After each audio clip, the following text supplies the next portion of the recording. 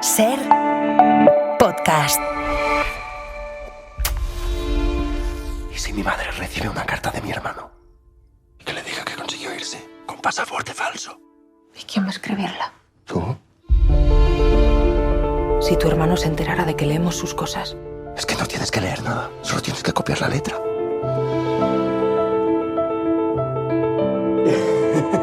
¡María! Tu hermano. Menuda inventiva, cuñada. ¿Qué? ¿Qué? ¿Sabes que me gustaría ir al cine? Pues tu hermano ya no quiere ni pisarlo.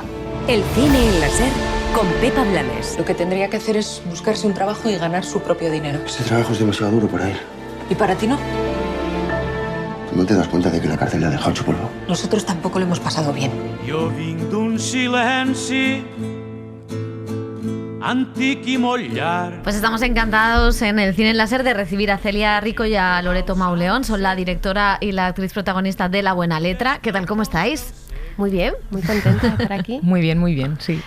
Bueno, La Buena Letra es la adaptación de la novela de Chirves, una película que tiene también mucho que ver con tu universo, ahora nos contarás, pero ¿en qué momento descubres que en esta historia de Chirves, que además no es una de las novelas más laureadas o más comentadas del escritor, tiene algo de conexión con las historias de mujeres y pequeñas que tú sueles contar? Pues creo que un poco lo que me atrajo de la novela, aparte bueno, de lo bien escrita que está, ¿no? Y de todo el universo de Chirves que va más allá de esta novela, ¿no? Es como algo que casi que es un privilegio, ¿no? Entrar en ese universo. Lo que me pareció interesante es que nos estaba contando la historia de nuestro país a través de gestos muy pequeños, de cosas muy cotidianas, y que al final esa puede ser también la historia, ¿no? de un país, que sería esa historia en minúsculas. Y me pareció que ahí pues yo podía, digamos, aportar un poco desde mi forma de hacer y hacer ese diálogo, ¿no? Con su obra. ¿Qué es lo que tú vienes haciendo? Porque en Viaje al cuarto de una madre, de alguna manera, la historia de una generación, de un momento concreto, en una crisis. Los pequeños amores también es la historia de otra generación que tampoco se cuenta. Y aquí también, porque sí que hemos contado los vencidos, pero no las vencidas, ¿no? Sí, y de hecho, estos días, ¿no? Pensando un poco en todo este trabajo, me imaginaba, ¿no? Que el personaje que interpreta Loreto, Ana, puede ser de alguna manera la abuela o la madre, ¿no? De mis otros personajes femeninos, ¿no? Y que me ha faltado, ¿no? Hacer este vínculo, ¿no? con nuestra historia más reciente, y ya no es solo cómo podemos ser nosotras en relación a esas otras mujeres que nos han precedido, sino en relación al contexto en el que vivieron ellas, ¿no? Y es verdad que cuando empecé a investigar un poco, ¿no? Y a ver qué otras películas se habían hecho de la posguerra, me faltó encontrar historias que no que estuvieran protagonizadas por mujeres, sino que el universo de esas mujeres fuera el de la película, ¿no? Y para ti, Loreto, ¿en qué momento se cruza Celia en tu camino? ¿Te llega este proyecto? No sé si hubo casting. ¿Cómo ha sido el proceso? Pues fue largo, porque fue muy largo, pero como que la mitad sin saberlo, te explico. A mí me llamó mi repre una vez y me dijo, oye, va a ir una directora, Celia Rico, a verte al teatro. Y yo, joder, qué impresión esto de repente, ¿no? Pero ella vino y nunca le vi. O sea, vino a ver la última función y desapareció. Y dije, bueno, supongo que ha estado, pero no sé. Ella es muy comedida, por si acaso. Me da vergüenza quedarme a saludarla. Y ya está, y yo pensé, jo, qué bien, porque había visto su peli, todavía no había presentado ahí Pequeños Amores, entonces había visto la primera que me había encantado. Y dije, bueno, pues ya está, pero a saber. Y como, no sé, igual un año más tarde o así, me llegó la prueba. Hicimos una prueba con Eva y Yolanda, pero sin Celia. Y ya después me vino un café con Celia. Entonces, esto aquí ya como que... Pero igual fue eso, año y medio más tarde, tuvimos como una conversación y tal, y ya, bueno, ahí ya después de un primer casting y una conversación, pues nos pusimos a ello. No tenía ni guión cuando pensé en ella y fui a verla al teatro, ¿no? Fue como... Y de hecho, después de verla también en el teatro, estuve mientras escribía fantaseaba, ¿no? con que fuera ella y no escribí el personaje para ella porque no la conocía, pero siempre estuvo ahí. Entonces, claro, no quise llamarla hasta no haber avanzado, ¿no? con el proyecto, pero sí estuvo ahí desde el yo en origen. ese impasse dije, igual ya se la ha pasado. Igual Se ha ido, no le ha gustado la obra nada, se ha ido y ya está, esto Chao, se queda adiós. aquí. No, eso es que me había enamorado de verdad. Y estaba rumiando. Claro, es que al final la cámara no se separa del personaje de Loreto. Era importante, ¿no? Tener a una actriz en la que depositar un poco pues el peso de la historia. No sé si eso era una gran responsabilidad para las dos, a ella para la elección y a ti para decir, ostras, es que tengo aquí un Titi todo el rato, que es esta cámara. Sí. Bueno, para ti no sé. Supongo que sí. Lo que pasa que es... para mí sí, pero ha sido más después. O sea, creo que cuando lo hacíamos, como utilizábamos esto muy de broma, siempre digo lo mismo del frutero, pero es así porque todo el rato hacíamos broma con el frutero, hay un plano de un frutero en el que no sale Loreto, y esto era como la coña del equipo, porque realmente era, y el frutero creo que no ha salido al final, entonces sí que había, pero era como, hacíamos broma con esto, y entonces tampoco sentía yo nunca he sentido tanta responsabilidad porque siempre me he ido de la mano de Celia. Luego al verlo es cuando me he dado cuenta un poco del empacho de mí misma que, ¿sabes? ¿No? que me genero a mí misma, quiero decir. Pero bueno, está mejor como no ser tan consciente, creo, en el proceso, porque si no también igual te tomas demasiado en serio, no lo sé. Claro, Loreto se entrega y vive las secuencias y no creo que se olvida, ¿no? de que hay una cámara ahí. Y, sí, yo en concreto, para mí hay algo como muy, muy, muy importante a la hora de elegir a los actores, que pasa por un deseo muy fuerte de querer filmar a alguien, ¿no? Y eso se iba haciendo cada vez más evidente, que a veces me pasaba de que no quería cortar, porque quería seguir mirando a Loreto, ¿no? Porque ¿no? Su mirada, su forma de estar presente en el personaje, tenía tanta sensibilidad, todo lo que iba como añadiéndole que no querías cortar, que querías estar. Y nos pasaba a todos, nos quedábamos ahí embobados. Es un poco lo que decía Borau, ¿no? De que hay que estar enamorado para rodar, ¿no? Un poco en ese sentido. Sí, totalmente. Yo eso lo comparto y es muy intuitivo también, ¿no? Y escuchar ese deseo yo creo que es importante. Y en ese proceso que comentabais, ¿cómo ha sido también el trabajo? No sé qué referencias habéis tenido para crear a esa mujer de la posguerra. A nivel físico también tiene una manera de moverse. En tus películas siempre el espacio, la intimidad, la casa es súper importante. ¿Cómo se mueve esa mujer? Si habéis tenido tiempo para trabajar todos esos aspectos. Sí, lo hemos ido haciendo además muy poquito a poco. Hemos tenido mucho tiempo para compartir muchas lecturas, para dialogar un montón, encontrar también, ¿no? al personaje desde también acercándolo a nosotras, ¿no? Haciéndolo humano desde también esos dilemas y contradicciones que igual son más del presente, pero que al final tienen también algo que ver. Y sobre todo, bueno, la costura también ha sido importante, el cocinar, ¿no? Un poco ir habitando como todas las acciones de Ana, ir habitándolas muy poquito a poco, ¿no? Sí, eso para mí ha sido súper bonito. O sea, no había tenido, creo, nunca tanto tiempo para entrar en un personaje, y creo que eso es lo que luego me dio como la tranquilidad de no estar tan presente en mí, como soltar un poco. Y creo que era esto, porque llevábamos como bastantes meses. Yo decía, ostras, pero en serio tengo 3 meses para yo crear, o sea, para tener conversaciones, para tener mesas con otros actores y compartir. Yo qué sé, me pasaba horas en casa cosiendo con una amiga de la madre de Celia, que es Heli, que venía a mi casa y cosíamos juntas. Y pero qué maravilloso, que ahora nos puedes coser cosas. Bueno, es que ahora no vamos a hacer paro. encargos. Zurcí un calcetín ayer a mi madre, porque de repente dice, uy, tengo una patata. Digo, no se te ocurra tirar eso. O sea, me creo ahora que tengo superpoderes por hacer esto. Pero es muy bonito, porque fue como un proceso lento de ir incorporando cosas. Y creo que esto es lo que, bueno, luego te da un poquito más de liviandad a la hora de entrar en set. ¿Te gusta? ¿El qué? Coser.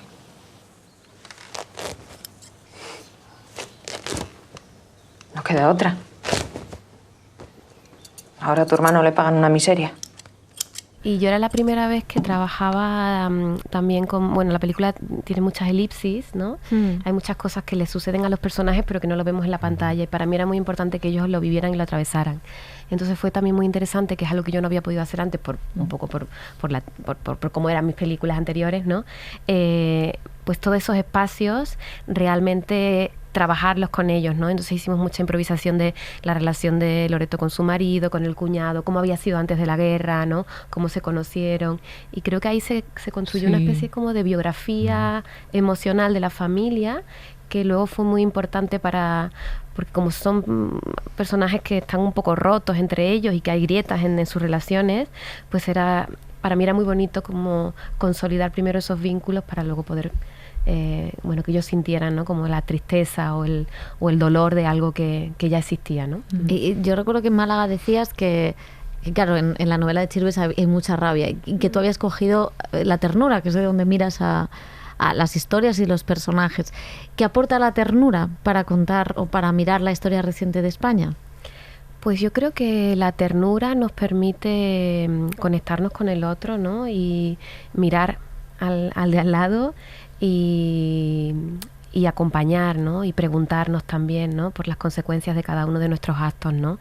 En la película, ¿no? Hay dos hermanos que representan un poco como estas dos posturas vitales, ¿no? Una que se pone más del lado del sacrificio y otra del individualismo, ¿no? Y aunque en la película intentamos no juzgar las posturas de cada uno y entender muy bien por qué cada cual decide hacer lo que hace, sí que hay algo, ¿no? Que tiene que ver con el contexto de la guerra y con la dictadura que vino después, que se rompieron, ¿no? Yo creo que las redes de la red social se rompió, ¿no? La solidaridad, ¿no?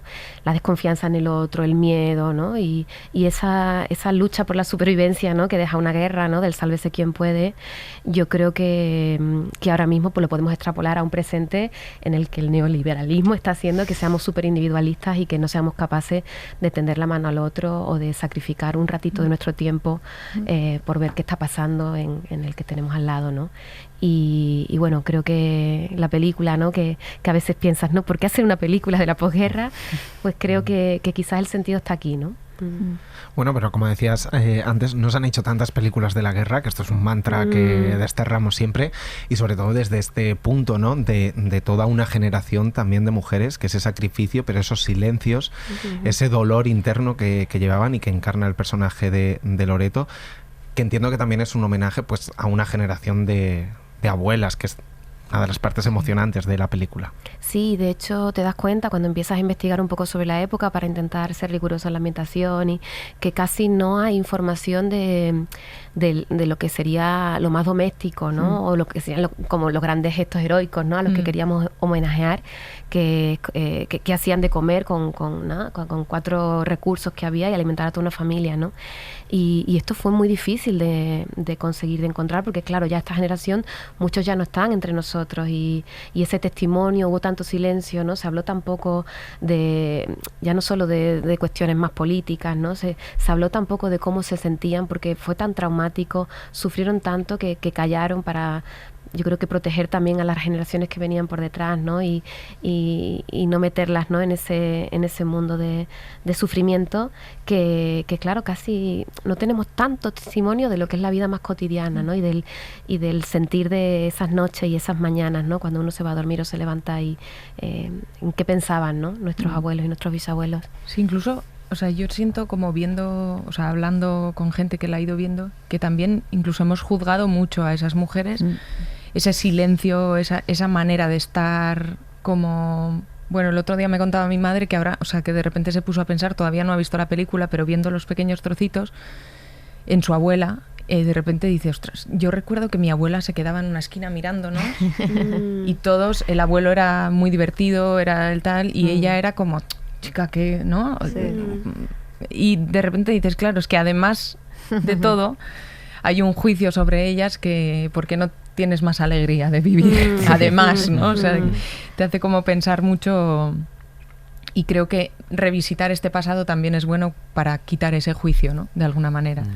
Sí, ahí, de hecho, también hay un cambio con respecto a la novela, que yo creo que también la hace mucho más actual, y con el tiempo es el retrato de las dos mujeres, ¿no? Que en la novela, no voy a meterme con Chirves, por supuesto que no, Dios me libre, que le amo profundamente, pero sí que es cierto que hacia el personaje, sobre todo de Ana Rujas, hay otra mirada, ¿no? Quizá más masculina, y creo que aquí la mirada de la relación entre las cuñadas es al final una cosa muy bonita que le dais, ¿no? a esta nueva manera de contar, ¿no? Sí, era súper importante hacer ciertos ajustes de ese personaje, porque es verdad que cuando una mujer se salía un poco del molde, ¿no? De lo que la sociedad le permitía, pues recibía críticas, ¿no? Y al final, pues una mujer que lo que está deseando, digamos, es poder ocupar un espacio que lo ocupan los hombres, o no resignarse, ¿no? A determinadas determinados imperativos, ¿no? Pues no se entendía, ¿no? Y me parecía que había que mostrar la relación entre esas dos mujeres y esos dos perfiles, entendiéndolas, haciéndolas humanas, ¿no? Y sabiendo por qué cada una decide lo que decide y lo difícil que es que se encuentren por la época, no tanto por un poco, ¿no? Como creo que... Sí, es que yo creo que hay una parte que es que por la época, no sé, porque lo ves y ahora mismo esas dos mujeres podrían ser amigas perfectamente, no compartir algunas cosas, pero ser amigas, ¿no? Y no juzgarse ahí. Entonces eso sí que era muy importante para nosotras, ¿no? Porque al final, bueno, es lo que tiene también contar con alguien como Celia para contar esa historia hoy en día, ¿no? O sea, aportar esa nueva parte que estamos descubriendo nosotras también, de nosotras mismas. Sí, entonces, incluso es interesante como pensar cómo nos apelan estos personajes, ¿no? Aparentemente, ¿no? El personaje de Ana Rujas, ¿no? Que es una mujer que se acerca más a una postura más feminista, ¿no? Más, estaríamos todas de acuerdo, ¿no? Con lo que, sin embargo, cuando la situamos en esa época, hay algo de nuestra mirada tan cargada de prejuicios que pensamos que está rozando el lado del mal, ¿no? Es muy fuerte que lleguemos a pensar eso. Y luego el personaje de Ana, que es con quien empatizamos, que es la protagonista, la que conduce toda la historia, tiene ciertas actitudes, ¿no? Que son generosas, que son... Y sin embargo, nosotros también condenamos a esa mujer porque pensamos que está haciendo, bueno, esta cosa de la resignación, ¿no? Y al final reciben por todos lados las mujeres, ¿no? Te da igual lo que hagas. Y es curioso, ¿no? Que todavía hoy, cuando miramos a estas mujeres como del pasado, se nos carguen, ¿no? los prejuicios ahí, y es la primera manera de abordar esta mirada, y queríamos romper con todo eso, ¿no? Y poder ir un poquito más allá y plantearnos preguntas, ¿no? Oye, ¿y el valenciano? ¿Qué tal? ¿Trabajar en valenciano? Bueno, en realidad es que, a ver, a mí me hubiera gustado hablar en valenciano en la peli, las cosas como son, pero bueno, no era necesario, pero os voy a decir que con el equipo sí, ¿eh? O sea, ahí sí. Yo pedía que me hablaran en valenciano porque me parece precioso. O sea, es que, bueno, yo me enamoré un poco de Valencia, la verdad. Es que ha sido como creo que todo ha acompañado. Y el proyecto para mí ha sido muy especial, entonces de repente Valencia tiene un lugar especial. Y el equipo también. Y yo les pedía siempre que me hablaran en valenciano, por favor. Sí, todo lo contrario de lo que hace el gobierno de la Generalitat ahora mismo. Mira, por lo que sea, lo contrario. Por lo que sea, estamos... y es verdad, y esto también lo comentábamos en Málaga, que, bueno, nos decía Sandra Tapia, la productora de la película, bueno, no sabes, es que Celia es minuciosa, ha controlado hasta el detalle para que todo fuera la época, la luz que quería, y es cierto, y yo te preguntaba por Sorolla, y tú decías, sí, pero también está Goya, ¿no? En lo que queríamos retratar. Sí. ¿Cómo ha sido también esa parte de tener, de tener la cosa visual que tú querías para esta película? Pues mira, yo lo he disfrutado muchísimo, porque normalmente el trabajo que hago siempre es muy naturalista, y el hecho de trasladarnos a la época me ha permitido ser un poco más expresiva, ¿no? en lo visual, y he tenido la suerte de contar con una directora de foto fantástica, que es Sara Gallego, y el director de arte, Miguel Ángel Rebollo, y entre los tres nos sumergimos mucho, ¿no? Primero en toda la parte de documentación fotográfica, que descubrimos además fotógrafos valencianos que no conocíamos, y que hay una documentación súper interesante, y luego todo el mundo pictórico, ¿no? queríamos trabajar mucho las texturas, las luces y las sombras, ¿no? Hay algo muy bonito en la novela de Chirves que escribe que los personajes de Ana y Tomás se colocan del lado de la sombra, mientras que los otros se colocan del lado de la luz, ¿no? Y había ciertas frases, ¿no? Que yo creo que Chirves también es muy pictórico y muy cinematográfico de alguna manera, y quería como trasladar todo eso a esas luces, ¿no? De Sorolla, o esas oscuridades, ¿no? Goya, también había Van Gogh, había como muchas referencias que ha sido eso, un trabajo, una gozada, la verdad, compartir como todos estos referentes pictóricos, fotográficos, musicales, literarios, ¿no? Y rellenando como toda la película con todas esas cosas que nos inspiran, ¿no? Y que nos hacen querer como hacer cine. Y esa tortilla de piel de naranja, que es uno de los descubrimientos de la película que nos contabas, que está documentado y todo, cómo ha sido, porque es uno de los detalles de una peli en la que está todo medido, pero que es un detalle porque se cuenta la historia de España desde un cuchillo y una naranja. Sí, de hecho es un pequeño detalle, pero para mí era como una de las cosas más importantes e irrenunciables de la película, ¿no? Y eso, poder contar lo que decíamos, ¿no? La historia en mayúsculas, contarla en minúsculas, pasaba por ahí, ¿no? Por poner a una mujer a pelar unas naranjas y sacar de ahí, de esas naranjas y de una harina de mala calidad batida con agua, una tortilla de patatas sin huevo ni patatas, ¿no? Y este ingenio de las mujeres, ¿no? A la hora de inventar, ¿no? Me parecía que era, bueno, la manera más bonita de mostrar, pues, ese esfuerzo, esa lucha, ¿no? Por mantener a la familia a flote, y también hay algo ahí como de ese color, esa naranja, ¿no? Que en esa tristeza y en esa penuria, ¿no? Ahí hay un color que bueno, luego va tomando forma también al final de la película. Y otro de los temas es, claro, hay un momento en el que el personaje de Loreto le dice al de Ruye Casamayor que ojalá su hija sea pianista, pero que es básicamente que eso es una tontería, ¿no? Que no podemos soñar, o sea, la clase obrera no puede soñar con esas cosas. Y esto también es una cosa que estaba mucho en toda la obra de Chirves, pero que yo creo que ha calado incluso, no sé si ahora también en el mundo del cine cuesta todavía salir de los espacios o conquistar esos espacios. Sí, totalmente, y de hecho Chirves, que era tan lúcido con todo esto, él decía que él desconfiaba mucho de la cultura, evidentemente, ¿no? Y decía que, bueno, que detrás de toda riqueza hay un crimen originario, ¿no? A mí hay algo que me fascina, ¿no? De una entrevista suya que vi, que, bueno, a mí me ha acompañado Chirves mucho, ¿no? En todo el proceso. Y animarte no te anima demasiado, la verdad. No, pero es que es crudísimo, pero a la vez es... Sí, pero de repente... inspira muchísimo a la vez. Sí. O sea, esa crudeza es como que tiene... Sí. No sé, a mí me parece que tiene esa doble cara todo el tiempo. Sí, te abre, ¿no? Como hay una anécdota que me parece increíble, que él dice que en los años 30, ¿no? Si tú podías elegir entre ir a comer con una familia marroquí y meterte ahí en una casa muy humilde, o irte a comer a una casa en Alemania súper bonita, con una estantería llena de libros, escuchando a Wagner, que evidentemente uno parece que quiere comer en esa casa con esos jóvenes cultos, y que sin embargo poco después esos jóvenes cultos cometieron un gran genocidio, ¿no? Así que, bueno, hay que desconfiar de la cultura. Wow, ¿ves? Crudo, hay que desconfiar de la cultura, pero hay que ir al cine a ver la buena letra. Así que, pues, muchísimas gracias a las dos, un placer y enhorabuena. Muchas gracias. El cine en la SER con Pepa Blanes. Por una cabeza, toda la locura, tu boca que besa, borra la tristeza, calma la amargura. Por una cabeza, si ella me olvida, ¿qué importa perderme 1000 veces la vida?